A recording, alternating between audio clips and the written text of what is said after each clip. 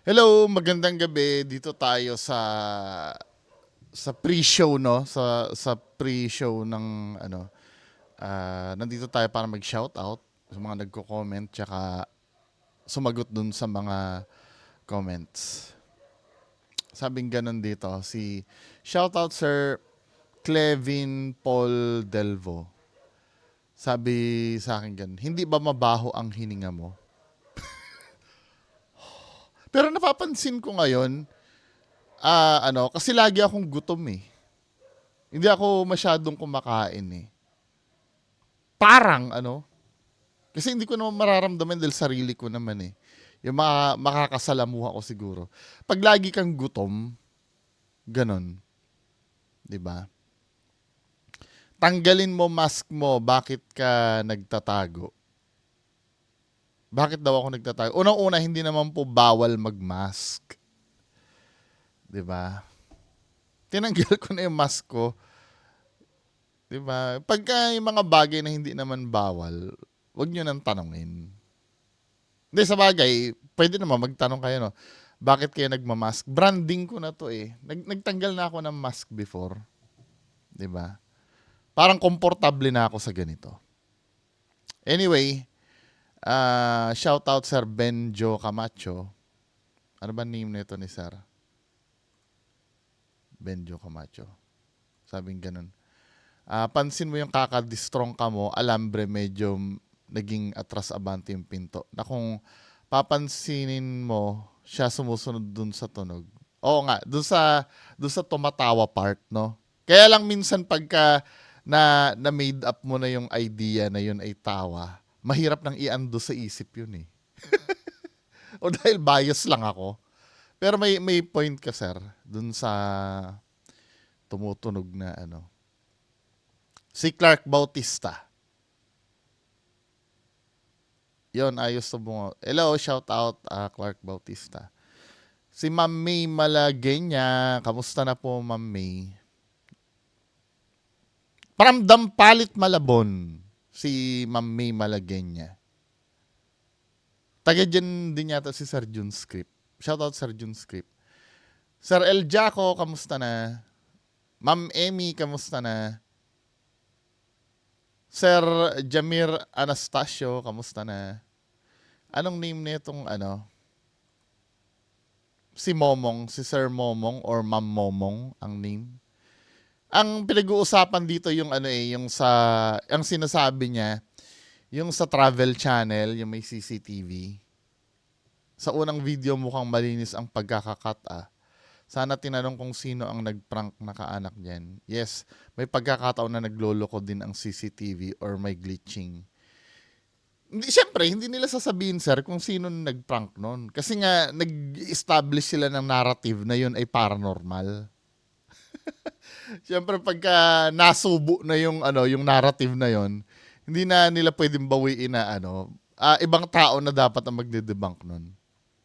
Dahil 'di ba kung iisipin niyo yung video, ipalabas nga natin dito. Kaya lang tinatamad na ako eh. Panoorin niyo na lang yung pre-show shoutout ko kagabi. Pinakita doon yung video yung biglang nawala. Kasi object kasi yun eh. Hindi naman spiritual yung object para mawala at umano. Ibig sabihin may naglagay doon na pwedeng intentional na kinat or nag-glitch yung CCTV na may part siyang nawala, 'di ba?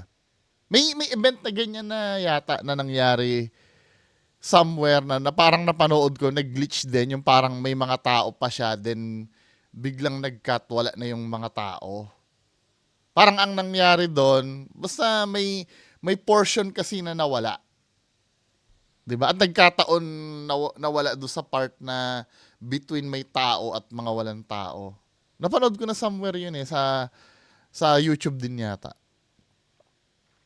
Shout out Ma'am Herminia Yamazaki, 'di ba? Tama 'yan sir, tawanan mo na lang mga bad comments sa'yo. Ako na lang pipingot sa tenga. Hindi, sanay naman ako diyan. Kailan ba ako hindi nagkaroon ng bad comment?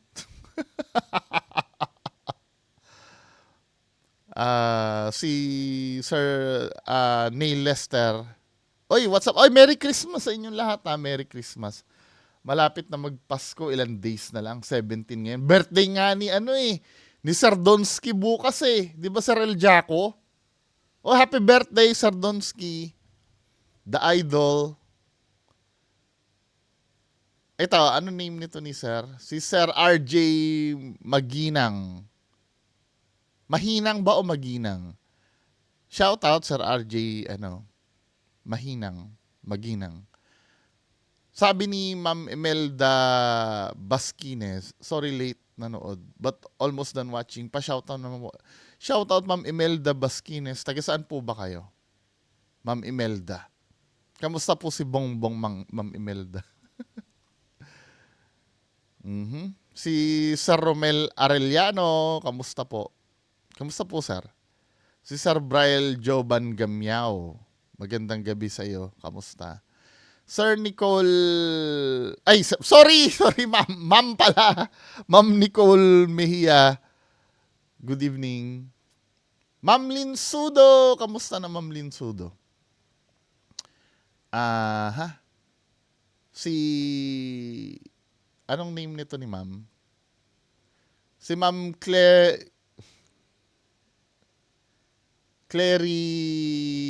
Clarihinus o Clarigenius. Sorry mama kung binubutcher ko yung name. Hindi ko alam kung paano basahin to eh. Ano mo basa dito? Clarigenus o Clarihinus. Sorry mama, hindi ko po kasi alam kung paano basahin eh. Nagsub ako dati sa Discovery Plus and madami talaga ako napanood doon na paranormal shows ng Travel Channel. At notorious naman yung channel na yon maglabas ng fake. Pinakakakatunaw ng utak doon ay yung Mountain Monsters. Nag-subscribe din ako dati diyan sa Discovery Plus. Biglang nawala 'yan, 'di ba? Yung first year niyan, okay. Doon ko nga napanood yung Destination Fear eh. Tapos lumipat na yung Destination Fear sa YouTube. Project Fear na yung okay sana yung Discovery Plus na yan eh, no? Kaya lang, syempre, tungkol sa knowledge yan eh. Siguro, kukunti yung nag-subscribe, kaya pinull out dito sa Pilipinas.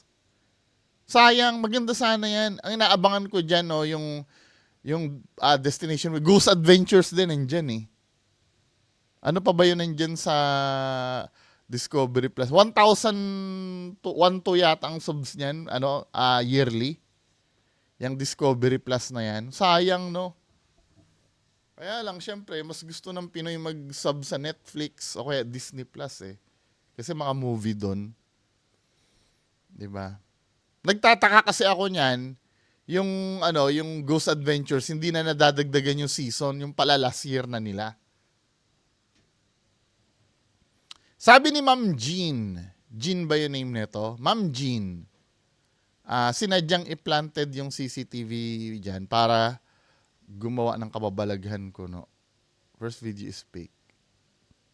Hindi naman siya, feeling ko hindi naman, ma'am, siya special effects. Talagang sinadyang, basic cut to cut lang naman yan eh. Basic cut to cut, pero feeling ko, pwede rin glitch, no? Pag may nawala na isang parte doon. Kasi walang opinion ng expert doon sa video. Ako, hindi naman ako expert. Pinagbatayan ko lang naman, pwedeng i-replicate yun. Diba? Ng kahit na sino. Now, punta tayo dito naman sa video kagabi, yung apparition ng mahal na birhen. Sino mga nag-comment dito? Sir Briel Joban Gamiao, shoutout ulit. Sir Glenn LC, si Sir Glenn Kabangbang to, pustahan tayo, sabi ko na nga eh. Sir Glenn Kabangbang, kamusta na? Sabi ganun, wag basta maniwala sa apparition. Sabi nga ni Apostle Paul, even Satan can masquerade into an angel of light. Totoo to. 'Di ba? Totoo 'yan. May paniniwala nga eh. Hindi naman totoo yung kung ang description daw ng or ang depiction ng devil yung may sungay tapos may pangil. I read it somewhere na hindi daw totoo yun. Yung mga painting ng devil na may sungay. Kasi ang devil kasi ang gawain niyan, i-deceive ka eh. Kung ganun ang itsura ng devil na magpapakita sa'yo, yung may sungay at pangil, hindi ka niya maaakit, matatakot ka doon. Lalo mong lalayuan yun. Siyempre, magpapakita ang devil sa'yo, maganda or gwapo, or pogi, or talagang kaaya-aya sa ano mo. Hindi magpapakita ang devil na ano siya. Pero sa case naman nun, na-debunk naman eh, bintana siya eh, hindi siya si Mama Mary. Sabi ni Introvert Cat Garfield, Introvert Cat, ano, sabing gano'n ni Sir. Mapanibughuin ng Diyos, bahala kayo, dami niyong sinasangguni ng mga santo daw. Bakit direkta kayo sa Diyos, anak at ama? Kaya lang, ano eh, katwiran ko na rin to dati eh. Kaya lang syempre, wala na tayong magagawa sa culture, no? Pwede na, ano, pwede namang ano. Sabi ni Frederick Quintas, andito naman si Sir Frederick Quintas, puro ka debunk, lagi mo alam. Uy, pero salamat Sir Frederick ha, na lagi ka nanonood sa akin ha. Salamat Sir Frederick. Sabi ni Ma'am Ish, ano sabi ni Ma'am Ish? Ishien, sabing ganon. Shoutout Ma'am Ishien, ang daming nakiride tapos bintana pala. Hindi, tsaka Sir Frederick Quintas, hindi ako nag-debunk nun. KMJS mismo. Di ba? Sabi ni Ma'am Clary Genus, malabo lang pala yung camera ni ate. Sabing ganon. Hindi siya malabo. Anong siguro, ma'am?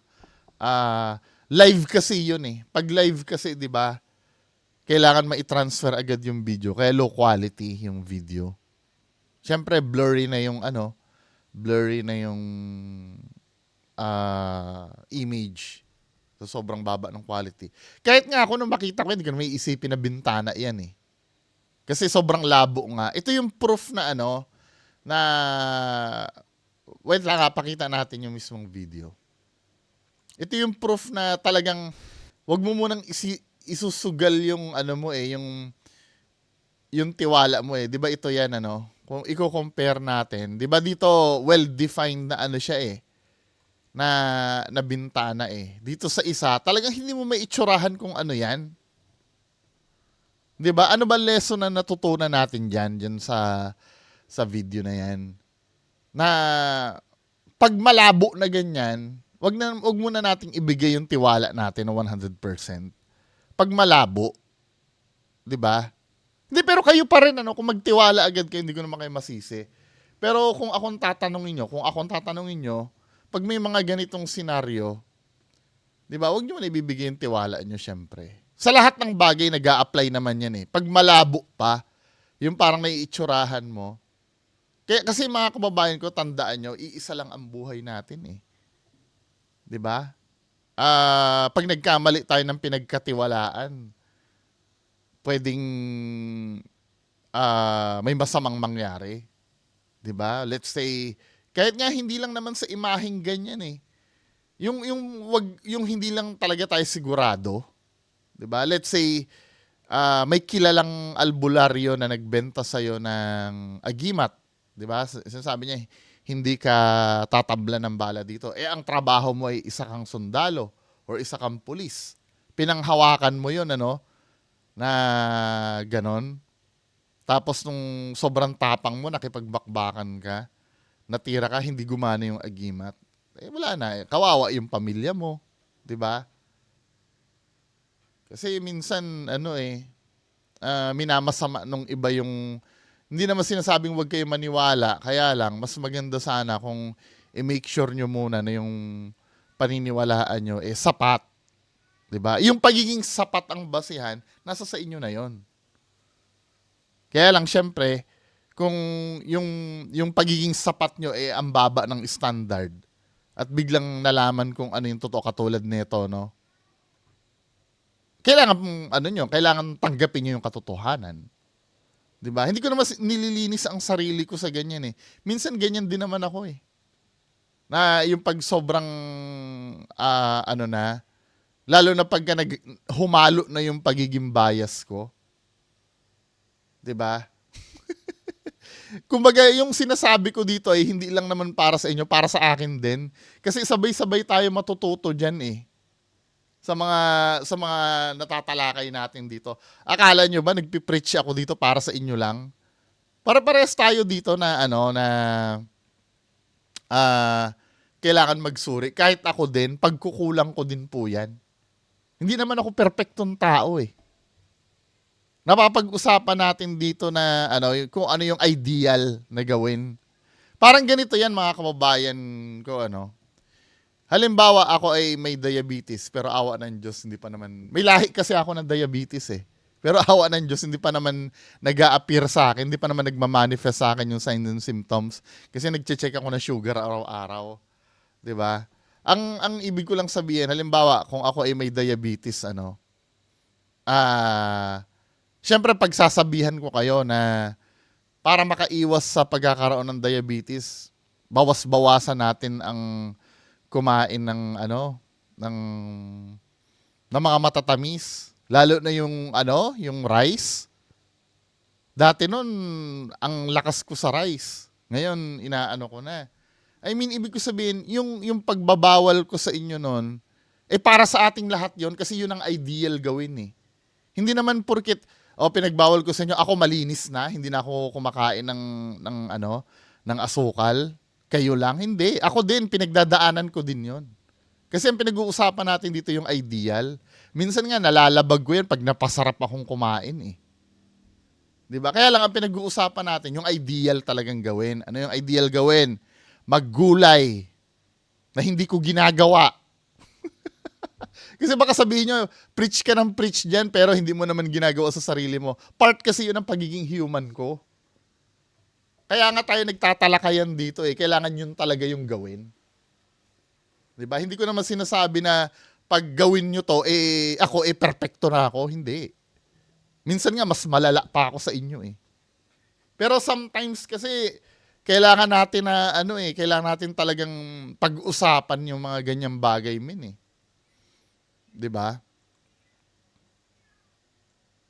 Kaya lang, syempre, hindi natin may iwasan na may mga balat sibuyas talaga. Ano yun, pagdating naman ng panahon, matatanggap at matatanggap din yun. Wala rin naman tayong magagawa pag sinagupa tayo ng katotohanan eh. 'Di ba? Kahit pa anong gawin natin. Katulad niyan yung bintana na pagkamalang si Mama Mary, kahit anong justification mo pa na, hindi, paniniwala namin yan. Na-establish na atin na totoong bintana talaga yun eh. Wala na tayong dapat ipalusot doon. Pero yung in denial mo, naiintindihan ko naman yun dahil kasama talaga sa stage yun. Hanggang makaabot ka ng acceptance. 'Di ba? Naalala ko namatay yung ate ko. Hindi ko matanggap yun. Kasi mas matanda sa akin yung ate ko eh. Nung nabaril yung ate ko noon. Hindi, totoo ba yan? Yung balita nyo na yan? Totoo ba yan? Baka pinaprank nyo lang ako. Ganun yung mga banat ko dati eh. Kasi in denial ako noon eh. Pero totoo talaga na namatay yung kapatid ko, wala akong magagawa doon. Kahit pa minake sure ko pa na yung kasambahay namin ay minessage ko din. Ate, totoo ba na nabaril si ganyan? Oo, totoo. Wala akong magagawa doon. Pero as a human, nagde-deny pa ako sa sarili ko noon. Na baka ako ay pinaprank lang, 'di ba? Wala, ganun talaga ang buhay min eh. Darating din naman ang time na matatanggap mo din naman yun. Maybe, kaya lang, pag na-stuck ka dun sa denial stage, at forever kang nandoon, psychologically, may abnormal na sa'yo nun. 'Di ba? Kailangan mo na magpa-therapy nun, men. Hello, Ma'am Hope Fasin Nabao. Tama ba ako, ma'am? Hope, Ma'am Hope na lang ang tawag ko sa inyo. Shout out po, Ma'am Hope. Sabi niya, same tayo, Sir B. May fear din ako sa aeroplano. Struggle talaga every time na uwi kami ng Pinas. Pero prayers lang po talaga. Hindi kasi nagsimula ang fear ko dyan sa aeroplano. Actually, nung nagtipon-tipon kami last Sunday, napagkwentuhan din namin yan eh. Ang fear ko talaga sa aeroplano, nag-start yan. Okay naman ako sa aeroplano dati noon. Wala namang problema dahil sanay ako dyan eh. Nung high school kasi ako, nag-aaral ako sa Mindoro. Nag-eeroplano ako sa pagpupunta ako Manila. Kasi tamad na tamad talaga akong magbarko, mag-ano. Pero may one time ako kasi na experience. Alam niyo yung Asian Spirit na eroplano? Naging Zes Air na yata yun ngayon eh. Ewan ko, may Zes Air pa ba? Sabi nila wala na daw Zes Air din eh. Yung Asian Spirit na eroplano, hindi yun hindi yung turbine eh. LEC yun eh. Ang mga eroplano nun, katulad nun, yung mga pang Boracay, ganun kasi yung eroplano sa amin nun. May time kasi na hindi bumaba yung nun, yung gulong sa harapan, di ba? Ang gulong ng tatlo, na may bandang pakpak, dalawa, tapos sa harap, sa nose ng eroplano. May time na in-announce ng kapitan na iikot-ikot muna tayo kasi hindi bumaba yung gulong daw sa harap. 'Di ba? Ang tagal namin noon. Ang biyahe lang dapat nung eroplano, siguro 30 minutes lang mula Manila hanggang Mindoro. Medyo tumagal siya sa tapos syempre napapraning ka na. Sobrang trauma ang naranasan ko noon. Doon ko na-realize na kapag nagkaroon ng problema sa eroplano, wala kang kawala. Pag nagbarko ka kasi, pag lumubog ang barko, pwede kang lumangoy, may chance ka. 'Di ba? Sa eroplano, hindi naman nagbibigay. Sa barko nga nagbibigay ng life jacket eh. 'Di ba? Pagka nagkaroon ng abire sa eroplano, nagbibigay pa ng parachute doon. Ano ba pinagkukwentuhan natin? Hindi, yun lang inaano ko lang bakit ako natakot sa eroplano. 'Di ba? Sabi ni Sir Neil Lester, tama mag-isip muna bago yabang. Tapos pag may magsabi ng totoo, aawayin, naninira. Oo, katulad nung nung yung parang yung si Lolo kasi diyan tinaya niya na yung sarili niya na totoo daw yung na-capture. Kasi yun daw yung babaeng nakita niya rin. Biglang biglang na-debunk na bintana pala. Paano na yung sinugal ni Lolo sa sinabi niya, 'di ba? Sabi ni Ma'am Emmy, Ma'am Emmy ba to si Ma'am Emmy? Oh, Ma'am Emmy, shout out. Sir Bungo, Catholic din ako pero talagang hindi ako basta naniniwala sa mga ganyan unless approved ng Vatican. Ako din naman, hindi kahit din naman kahit din naman mismo Catholic Church din naman. 'Di ba? Sinasabihan kahit yung mga obispo natin, nagsasalita din naman ng ganito na wag basta maniniwala kasi iimbestigahan pa yan eh. 'Di ba? Pagka na-approve ng Vatican, doon na tayo mag-i-start mag-isip na isang himala, 'di ba? Hindi rin naman masisisi mga believers lalo na at in need. Talagang kakapit sa paniniwala lalo na sa aming mga Catholic. Catholic din naman ako, 'di ba? Talagang sa mga patron umaasa kami ng milagro. Naranasan ko ito. 'Di ba? Naikwento ko na to once yung sa anak ko, 'di ba? Yung nagkaroon ng problem sa hospital, lahat ng santo na nasa booklet talaga. Sinulisitan ko ng milagro lahat 'yan. 'Di ba? Hindi biro yung dinanas ko noon. Noong nasa heart center kami. Kasi nung pinanganak kasi yung anak ko noon, may butas sa puso. Hindi malaman ng doktor kung paano i-fix 'yon. Yung butas sa heart na 'yon. Naiintindihan ko 'yan yung mga believers na kakapit sa paniniwala. Naiintindihan ko to. Once ko na actually nung time nga na yun, atheist pa ako noon eh. Nung nangyari sa akin yun, atheist ako noon. Hindi ako naniniwala talaga sa Diyos noon. Kasi man of science ako talaga eh. Pero nung yung katulad nung sinasabi mo pagka desperado ka na, lahat kasi lalapitan mo eh. Pero may time kasi na kahit desperado ka na, katulad niyan yung nasunugan sila, Tapos may nakita silang Mama Mary daw na pinanghawakan nila. Yun kasi ma'am, direct na sinabi na bintana talaga yun, hindi yun si Mama Mary eh. 'Di ba? May intindihan ko kung ito ay hindi na debunk, yung image na yan. Kung yan ay hindi siya na debunk, maintindihan ko na kasi hindi naman natin talaga alam eh kung ano yan eh. Pwedeng si Mama Mary talaga yan o hindi. Na debunk. Kailangan natin tanggapin yun. 'Di ba? Kasi kapag pinagpatuloy mo pa rin 'yon, masakit man kung pinagpatuloy mo pa rin na panindigan mong si Mama Mary yan, sarili na natin ang niluloko natin nun. 'Di ba? Kasi meron ng objective na ito eh. Hindi na ito subjective eh. Objective na. When you say objective, hindi mo na pwedeng tutulan yan. Kasi iyan na yung totoo na yan ay isang bintana. Unlike nung hindi pa natin nalalaman kung ano yan. Kahit nga ako, hindi ko malaman kung ano ito eh.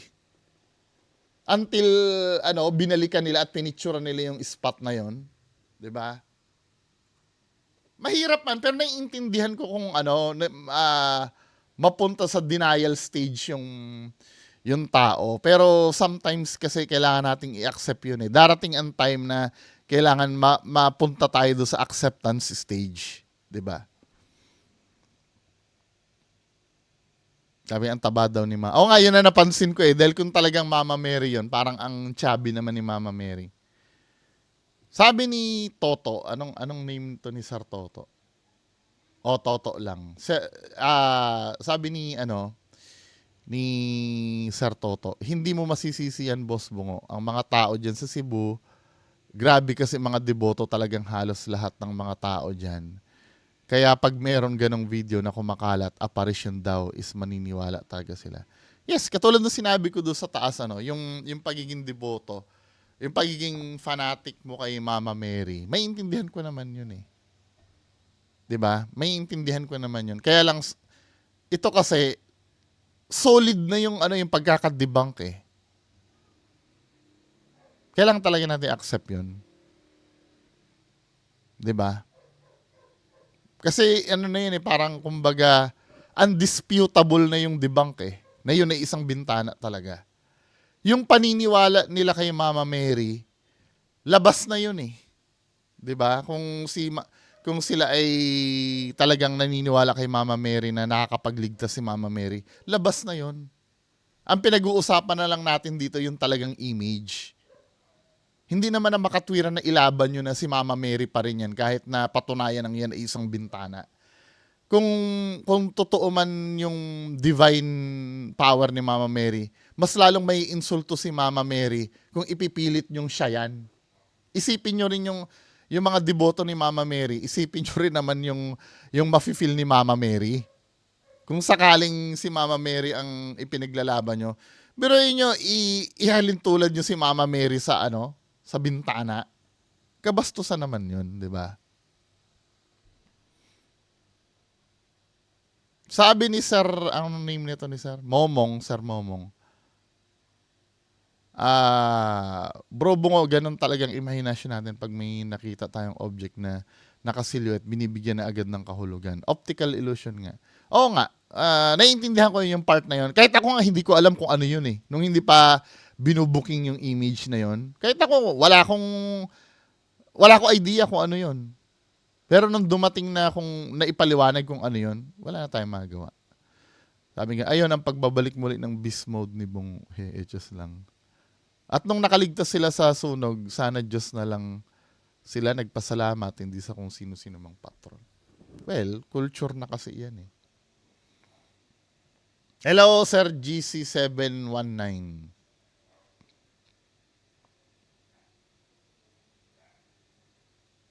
Kita mo, window lang pala sa simbahan. Dapat si ate, pagka-picture niya, sabay zoom para makita niya agad.